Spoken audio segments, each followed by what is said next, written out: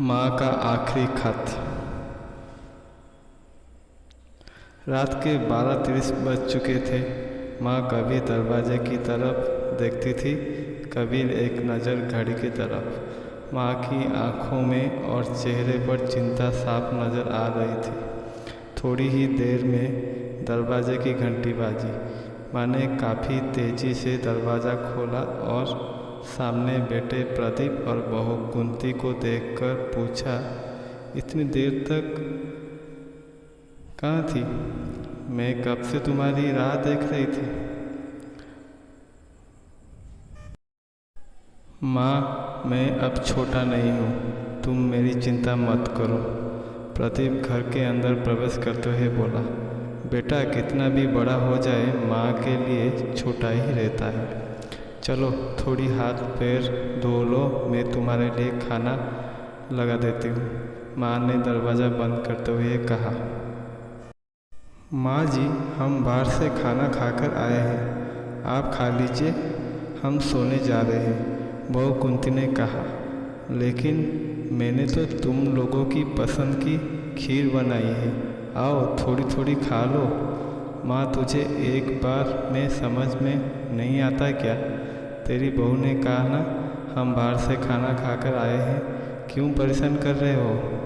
जा तू खीर खा ले और सो जा, और हमें भी शांति से सोने दे।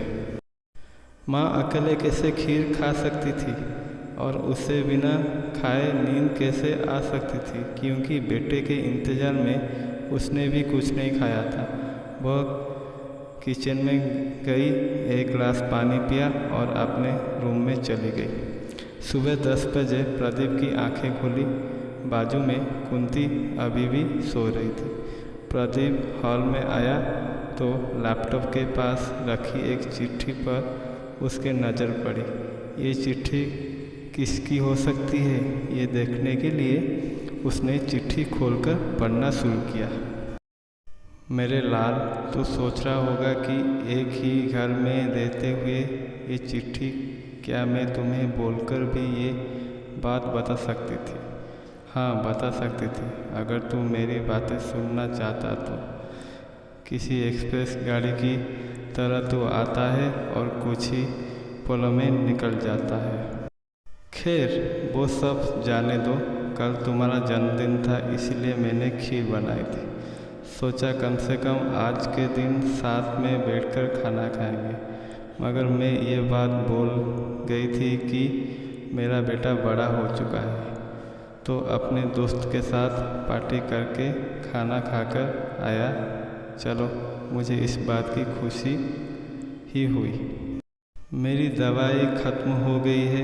मैंने कुछ दिनों पहले तुझे दवाई की एक चिट्ठी दी थी, अगर वक्त मिले तो वह दवाई मुझे ला कर देना, मुझे थोड़ी राहत हो जाएगी। प्रदीप को याद आया कि 4-5 दिन पहले माँ ने एक दवाई की चिट्ठी दी थी। उसने अपने ऑफिस के बैग में जाकर उस चिट्ठी को तलाश और उसे खोलकर देखा। उसमें लिखा था, मुझे ऐसी दवाई लाकर दो जिससे मैं अपने बेटे को भुला सकूं।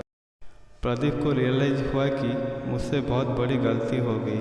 उसकी आंखों नम हो गई। वह तुरंत अपने माँ के कमरे में तरफ दौड़ा। सबसे पहले उठ जाने वाली माँ आज क्यों नहीं उठती देखकर उसे आश्चर्य हुआ। उसने माँ को उठाने की काफ़ी कोशिश की, लेकिन माँ एक गहरी नींद में सो चुकी थी। प्रदीप के पास फुट-फुट कर रोने के अलावा और कोई चारा नहीं बचा। दोस्तों, ये कहने की ज़रूरत नहीं है कि माँ बाप जीवन में कितने मूल्यवान हैं। उनके रहते हुए ही उनके सेवा करो, उनसे प्यार करो। वो चले जाएंगे तो कुछ नहीं कर पाओगे। धन्यवाद दोस्तों।